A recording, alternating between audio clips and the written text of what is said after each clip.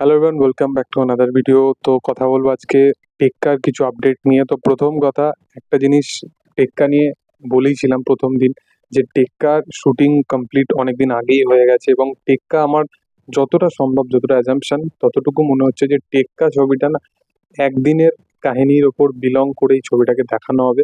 এখানে স্বস্তিকা মুখার্জি, টোটা রায়চৌধুরী, রুক্মিণী মৈত্র, সৃজিত মুখার্জি নিজে পরিচালক হিসাবে, বড় বড় অভিনেতা এবং পরিচালক এত বড়, এবং দেব নিজে এত বড় সুপারস্টার, তো এই প্রজেক্টটার সাথে যুক্ত হয়ে আছে।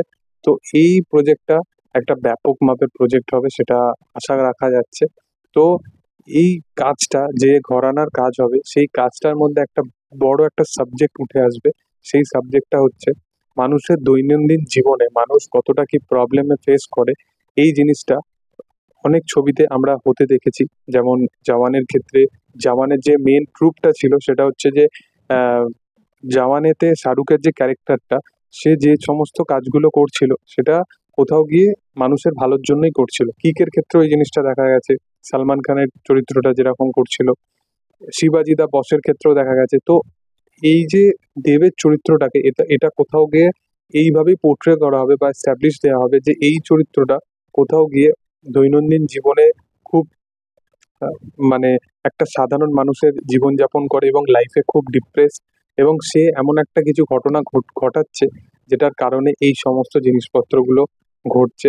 তো আমার মনে হয় যে টেক্কার যে প্লটটা হবে, এবং সৃজিত মুখার্জি যেরকম দাবি রেখেছে তার অডিয়েন্সের কাছে, যে দেবকে যেভাবে সে প্রেজেন্ট করছে, এরকম কাইন্ড অফ প্রেজেন্টেশন কিন্তু দেবকে নিয়ে এর আগে হয়নি। ইভেন ইভেন যদি লুকটাও দেখো, লুকটার মধ্যে কিন্তু দেবের ওই যে ডিপ্রেসড বা ডার্ক ব্যাপারটা, সেই জিনিসটাকে কিন্তু খুব দারুণভাবে পোর্ট্রে করেছে।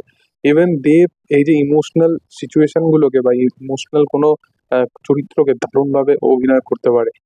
সেটা আমরা কাছের মানুষের ক্ষেত্রেও দেখেছিলাম। কাছের মানুষের প্রসেনজিৎ চট্টোপাধ্যায়ের পারফরমেন্স দারুণ ছিল, কিন্তু দেব যেভাবে সেই চরিত্রটাকে এস্টাবলিশ করেছিল, দেব যেভাবে পুরোপুরি নিজের ক্যারেক্টারটাকে এত মানে ডার্ক জোনের মধ্যে বলো বা ইমোশনাল অডিয়েন্সের সাথে এত এঙ্গেজ করে দিয়েছিল তার চরিত্রটাকে, সেটা দেখতে ব্যাপক হয়েছিল।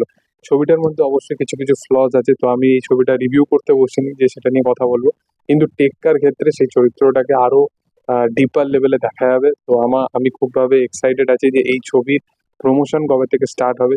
যতটা সম্ভব এই ছবির প্রমোশন ঠিক 2 মাস আগে, মানে দুর্গাপুজোর 2 মাস আগে থেকে, মানে অগাস্ট থেকেই হয়তো এই ছবির প্রমোশন স্টার্ট হয়ে যাবে।